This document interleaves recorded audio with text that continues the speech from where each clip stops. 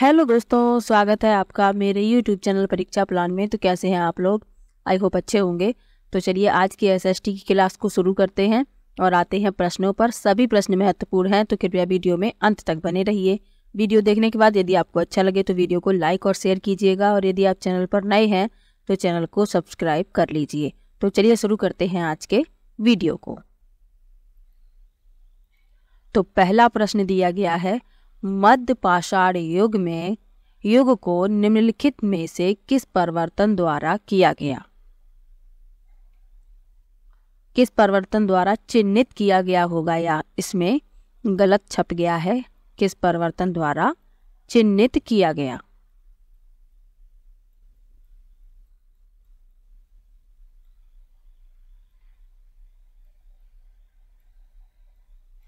पहला विकल्प है घास वाले मैदान बनना, दूसरा है अर्ध शुष्क क्षेत्रों का बनना, तीसरा है अत्यधिक वन उन्मूलन, और चौथा है ग्रह पर तापमान का और ठंडा होना।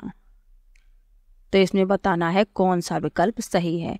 तो मध्य पाषाण युग को किस परिवर्तन द्वारा चिन्हित किया गया? तो पहला विकल्प सही है, घास वाले मैदान बनना। ए विकल्प इसमें सही है। तो जिस काल में ये पर्यावरणीय परिवर्तन दिखाई दिए तो इस काल को कहा गया मध्य पाषाण युग, और इसका समय लगभग 12,000 साल पहले से लेकर 10,000 साल पहले तक माना गया है। तो ये भी आपको याद रखना है। तो मध्य पाषाण काल में अपेक्षाकृत गर्म परिस्थितियों में बदलाव के साथ दुनिया की जलवायु में बड़े परिवर्तन हुए। इससे कई क्षेत्रों में घास के मैदानों का विकास हुआ, और इसके परिणाम स्वरूप हिरन, मृग, बकरी, भेड़ और मवेशी यानी घास पर जीवित रहने वाले जानवरों की संख्या में वृद्धि हुई।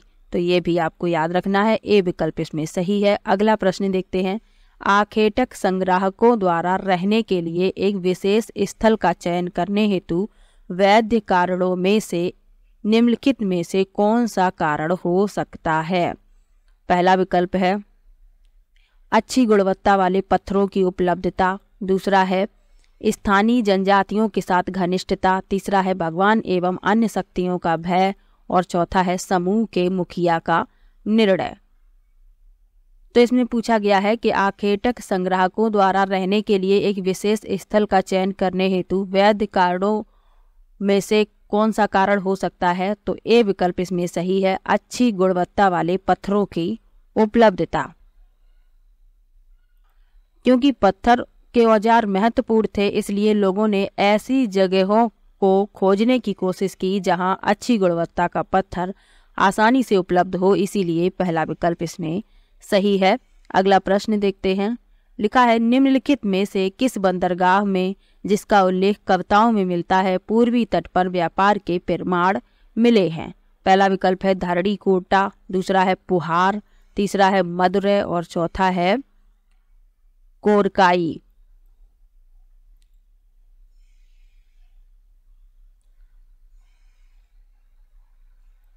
तो इस प्रश्न के लिए बी विकल्प सही है।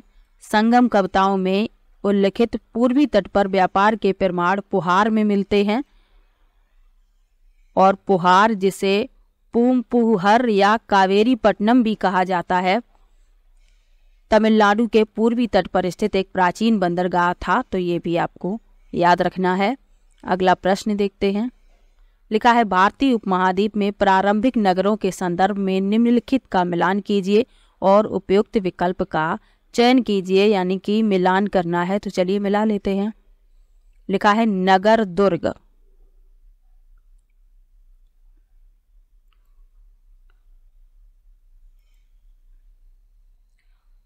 तो नगर दुर्ग जो है सिंधु घाटी सभ्यता के एक प्राचीन शहर मोहनजोदड़ो में एक नगर दुर्ग था, जो एक उठा हुआ मंच या टीला था जिसमें सार्वजनिक भवनों और संभवतः सत्तारूढ़ अभिजात वर्ग जैसी महत्वपूर्ण संरचनाएं थीं। तो आप समझ गए होंगे कि ए को मिलाएंगे चौथे से मोहनजोदड़ो।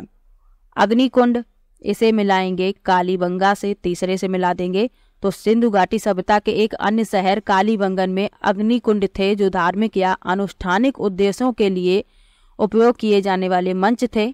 तो इसीलिए अग्निकुंड को तीसरे से मिला दिया, ए को चौथे से। उसके बाद लिखा है भंडार गृह। तो सिंधु घाटी सभ्यता के एक प्रमुख शहर हड़प्पा में भंडार गृह या अन्न भंडार थे, जिनका उपयोग अधिशेष खाद्यान्नों को संग्रहित करने के लिए किया जाता था। तो इसको मिला देंगे दूसरे से, और बंदरगाह इसे मिला देंगे पहले से यानी लोथल से। तो सिंधु घाटी सभ्यता के एक प्राचीन शहर लोथल में एक बंदरगाह था, जो अरब सागर की ओर जाने वाले नौगम चैनल से जुड़ा था। तो इस क्रम में अब आप समझ गए होंगे, ए का चौथा, बी का तीसरा, सी का दूसरा और डी का पहला। पहला विकल्प ही इसमें सही हो जाएगा।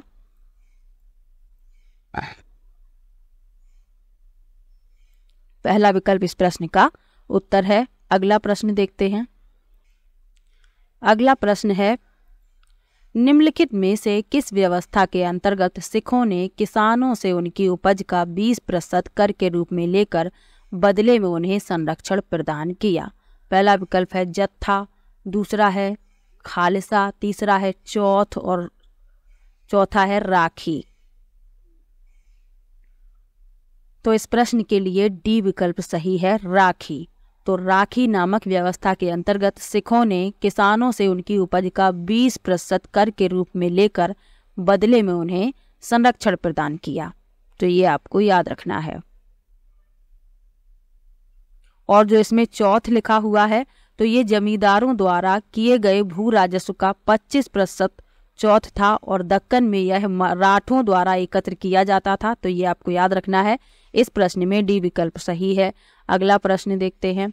लिखा है, निम्नलिखित में से किस समाज सुधारक ने प्राचीन ग्रंथों का उपयोग यह सुझाव देने के लिए किया कि विधवाएं पुनर्विवाह कर सकती हैं? पहला विकल्प है स्वामी दयानंद सरस्वती, दूसरा विकल्प है राजा राम मोहन राय, तीसरा विकल्प है वीरेश लिंगम पंतलू और चौथा विकल्प है ईश्वर चंद्र विद्यासागर।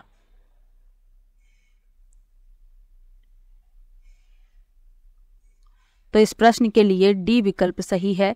ईश्वर चंद्र विद्यासागर ने प्राचीन ग्रंथों का उपयोग कर यह सुझाव देने के लिए किया कि विधवाएं पुनर्विवाह कर सकती हैं। डी विकल्प इसमें सही है। अगला प्रश्न देखते हैं।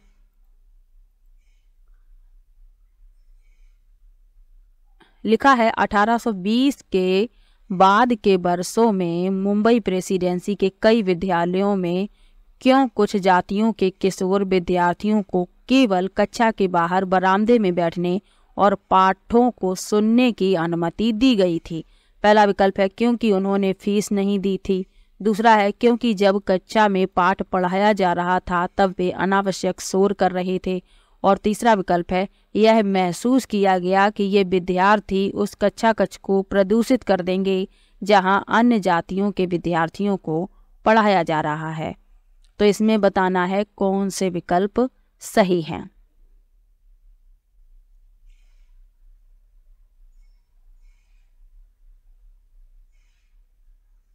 तो ये बात है 1820 के दशक की। तो उस दौरान बॉम्बे प्रेसिडेंसी के कुछ स्कूलों में कुछ जातियों के युवा छात्रों को अलग करने की प्रथा मौजूद थी, और इन छात्रों को कक्षा के बाहर बरामदे में ही बैठने दिया जाता था और अंदर पढ़ाए जा रहे पाठों को केवल सुन पाते थे ये, क्योंकि अंदर जाने की इन्हें अनुमति नहीं थी।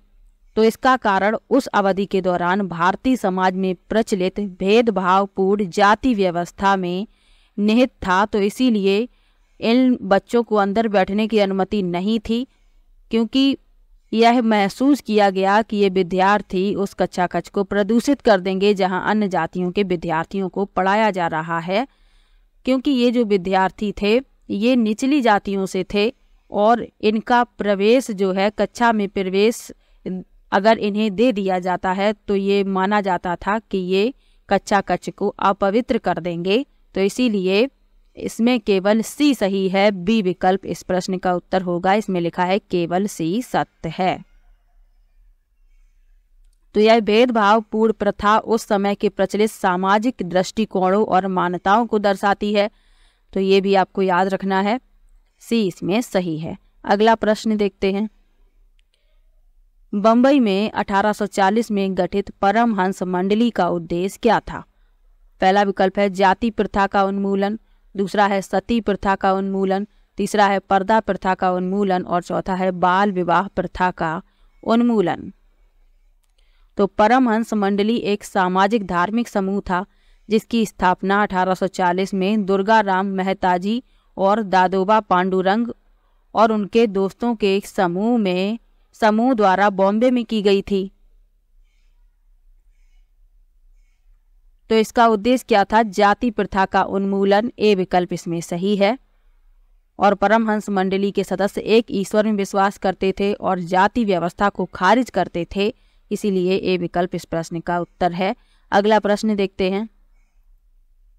लिखा है राष्ट्रवाद और कला के संदर्भ में निम्नलिखित को सम्मिलित कीजिए और उपयुक्त विकल्प का चयन कीजिए, यानी कि मिलान करना है। तो ऐसे प्रश्न जो हैं आपके 4 प्रश्न तैयार करवा देते हैं, इसीलिए मिलान वाले प्रश्न मैं ले लेती हूँ। तो चलिए मिला लेते हैं। इसमें लिखा है कृष्ण संधान।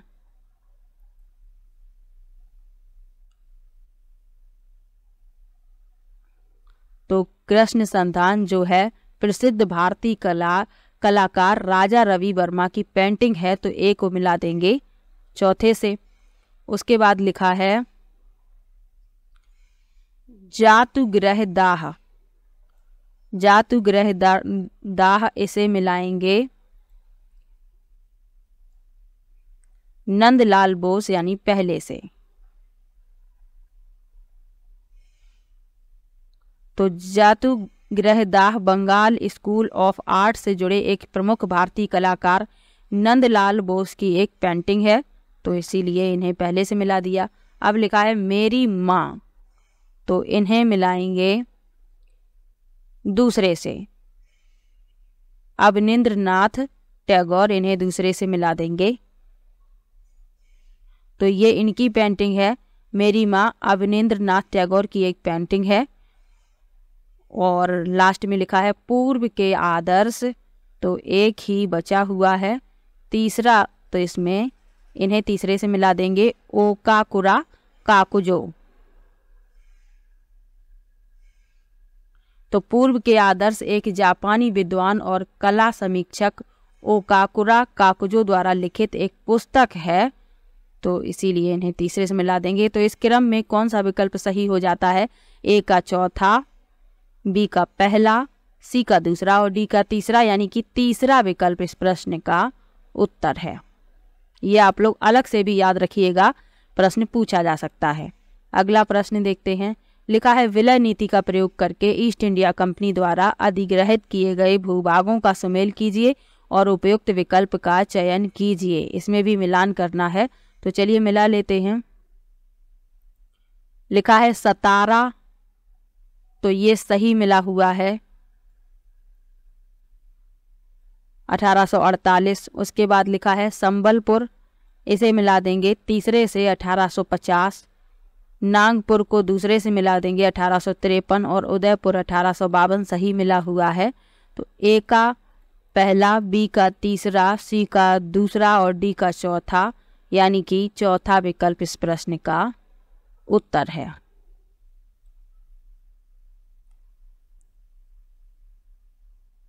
तो लॉर्ड डलहौजी ने एक नई नीति अपनाई जिसे विलय नीति का नाम दिया गया, तो ये भी आपको याद रखना है। और विलय नीति का उपयोग करके ईस्ट इंडिया कंपनी ने विभिन्न क्षेत्र हड़प लिए थे, तो ये इसमें लिखे हुए हैं। झांसी भी हड़प लिया था 1854।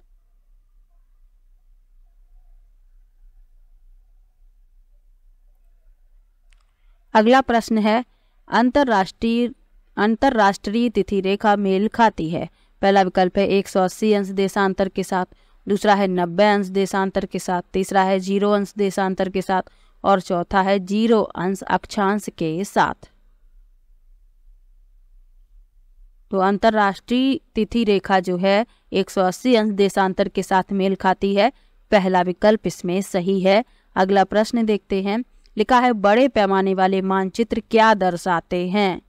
पहला विकल्प है गांव और शहरी इलाके, दूसरा है राज्य और देश, तीसरा है महाद्वीप और सागर, और चौथा है विश्व के जलवायु संबंधी क्षेत्र। तो बड़े पैमाने वाले मानचित्र गांव और शहरी इलाके दर्शाते हैं, ए विकल्प इसमें सही है। ज्योग्राफी में मैंने पढ़ाया है, मानचित्र के बारे में डिटेल में पढ़ाया है, प्लेलिस्ट बनी हुई है, मैंने कंप्लीट 6 to 8 ज्योग्राफी पढ़ा दी है, तो आप लोग वो वीडियो देख सकते हैं, आपको काफ़ी हेल्प मिलेगी। अगला प्रश्न है, निम्न युग्मों पर विचार कीजिए। अगला प्रश्न है, निम्न युग्मों पर विचार कीजिए, उपयुक्त में कितने युग्म सुमेलित हैं? तो इसमें जो सुमेलित हैं वह बताने हैं, तो चलिए देख लेते हैं। मिसिसिपी, तो इसमें ये सही मिला हुआ है, उत्तरी अमेरिका। अमेजन, ये दक्षिणी अमेरिका, ये भी सही मिला हुआ है। ऑरेंज, एशिया, ये गलत मिला हुआ है, क्योंकि ऑरेंज जो है अफ्रीका महाद्वीप में है, इसमें लिखा है एशिया, इसलिए ये गलत है। और डार्लिंग, ये ऑस्ट्रेलिया में है, ये भी सही मिला हुआ है। तो केवल 3 इसमें सही मिले हुए हैं, डी विकल्प इसमें सही है। तो अब देख लीजिए, इसमें मिसिसिपी नदी जो है उत्तरी अमेरिका की सबसे लंबी नदियों में से एक है। अमेजन जो है दक्षिण अमेरिका में है, जो मुख्य रूप से ब्राजील और पेरू से होकर बहती है, और यह दुनिया की सबसे बड़ी नदी है, तो ये भी आपको याद रखना है। लंबी नदी पूछा जाए तो नील नदी है, तो ये भी अंतर आपको याद रखना है। उसके बाद क्या लिखा हुआ है, ऑरेंज, तो ऑरेंज जो है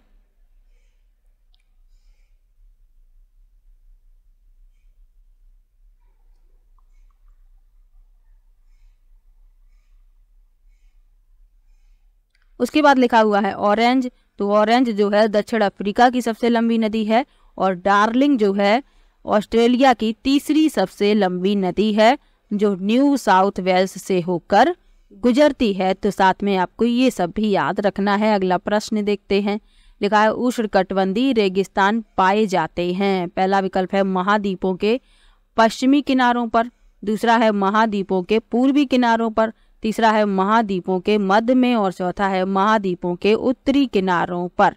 तो उष्णकटिबंधीय रेगिस्तान महाद्वीपों के पश्चिमी किनारों पर पाए जाते हैं, ए विकल्प इसमें सही है। अगला प्रश्न देखते हैं, लिखा है समताप मंडल के बारे में निम्नलिखित कथनों पर विचार कीजिए और सही कथनों का चयन कीजिए। लिखा है यह परत बादलों से लगभग मुक्त होती है, इसमें ओजोन गैस की परत होती है, 50 किलोमीटर की ऊंचाई तक इसका विस्तार है। तीनों ही कथन बिल्कुल सही हैं। यह परत बादलों से लगभग मुक्त होती है, इसमें ओजोन गैस की परत होती है, और 50 किलोमीटर की ऊंचाई तक इसका विस्तार है, और हवाई जहाज भी इसी परत में उड़ाए जाते हैं। डी विकल्प आपका सही हो जाएगा। इसमें ए बी सी तीनों ही इसमें सही हैं। अगला प्रश्न देखते हैं, लिखा है नदी का मुहाना क्या होता है। अच्छा प्रश्न है, पूछा जा चुका है। लिखा है वह स्थान जहां से नदी का उद्गम होता है। विकल्प जो है आधे लिखे हुए हैं। वह स्थान जहां से नदी का उद्गम होता है। दूसरा है वह स्थान जहां एक नदी दूसरी नदी से मिलती है। तीसरा है वह स्थान जहां कोई नदी किसी अन्य जलराशि से मिलती है, और चौथा है वह स्थान जहां नदी शुष्क मैदान में सूख जाती है। तो नदी का मुहाना वह स्थान होता है जहां कोई नदी किसी अन्य जलराशि से मिलती है। सी विकल्प इसमें सही हो जाएगा। अगला प्रश्न देखते हैं, लिखा है विश्व में कौन सा देश कोयले का अग्रणी उत्पादक है। पहला विकल्प है भारत, दूसरा है इंडोनेशिया, तीसरा है चीन, और चौथा है ऑस्ट्रेलिया। तो चीन जो है दुनिया का सबसे बड़ा कोयले का उत्पादक और उपभोक्ता है। सी विकल्प इसमें सही है। अगला प्रश्न देखते हैं, लिखा है ऐसी कृषि जिसमें पशु चारक अपने पशुओं के साथ चारे और पानी के लिए एक स्थान से दूसरे स्थान पर घूमते हैं क्या कहलाती है। पहला विकल्प है गहन निर्वाह कृषि, दूसरा है स्थानांतरी कृषि, तीसरा है चलवासी पशुचारण और चौथा है मिश्रित कृषि। तो प्रश्न में क्या लिखा है कि पशुचारक अपने पशुओं के साथ चारे और पानी के लिए एक स्थान से दूसरे स्थानों पर घूमते हैं, तो क्या कहलाती है? चलवासी पशुचारण। सी विकल्प इसमें सही है।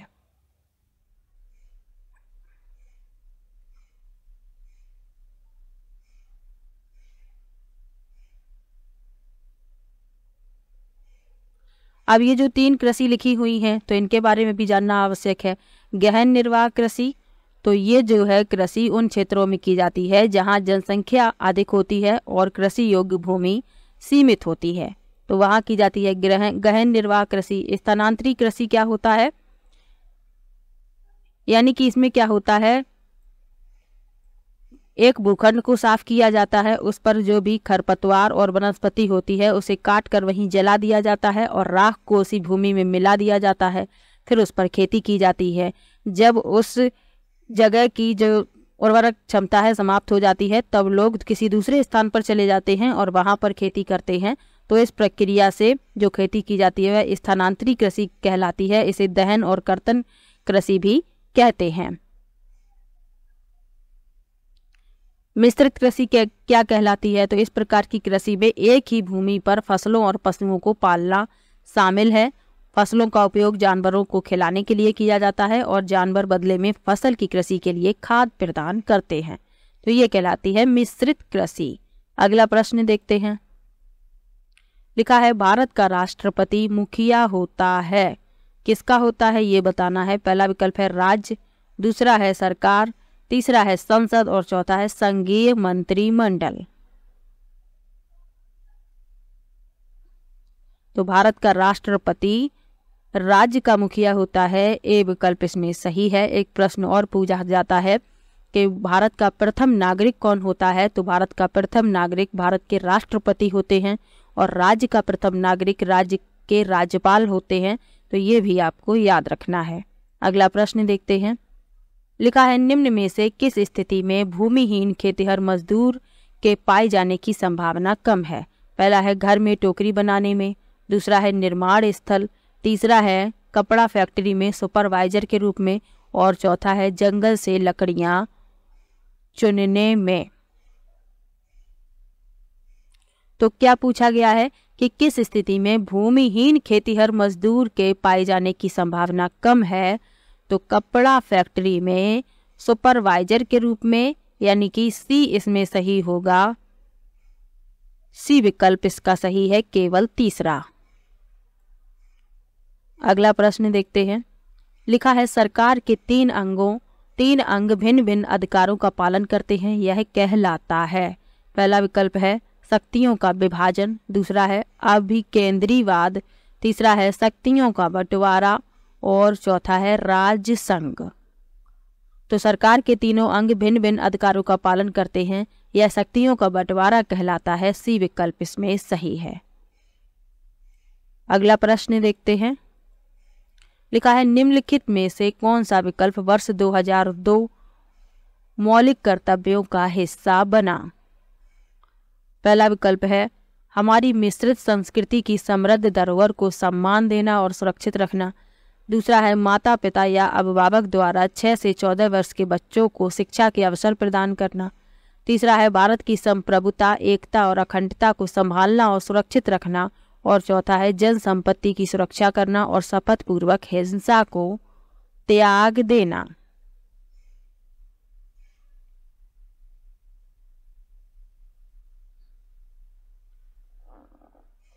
तो कौन सा विकल्प वर्ष 2002 में मौलिक कर्तव्यों का हिस्सा बना? तो बी विकल्प इसमें सही है, माता पिता या अभिभावक द्वारा 6 से 14 वर्ष के बच्चों को शिक्षा के अवसर प्रदान करना, दूसरा विकल्प इसमें सही है। अगला प्रश्न देखते हैं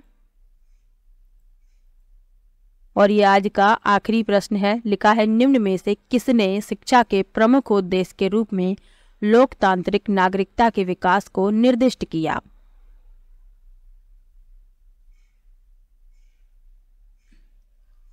पहला विकल्प है विश्वविद्यालय आयोग 1948-49 ने, दूसरा है माध्यमिक शिक्षा आयोग 1952-53 ने, तीसरा है कोठारी आयोग 1964-66 में, और चौथा है शिक्षा की राष्ट्रीय नीति 1986 में।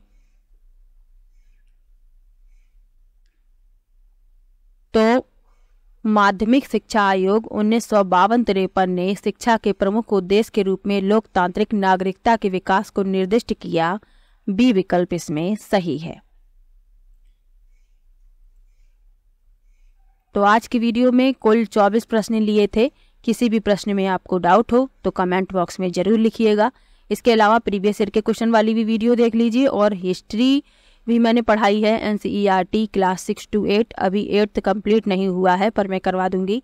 ज्योग्राफी मैंने कंप्लीट करवा दी है, तो आप लोग वो वीडियो भी देख लीजिए, और प्रैक्टिस को तो अवश्य ही देखिए क्योंकि इसमें मैंने महत्वपूर्ण प्रश्न लिए हैं। तो चलिए मिलते हैं नेक्स्ट वीडियो में, और किसी भी प्रश्न में आपको डाउट हो तो कमेंट बॉक्स में जरूर लिखिए।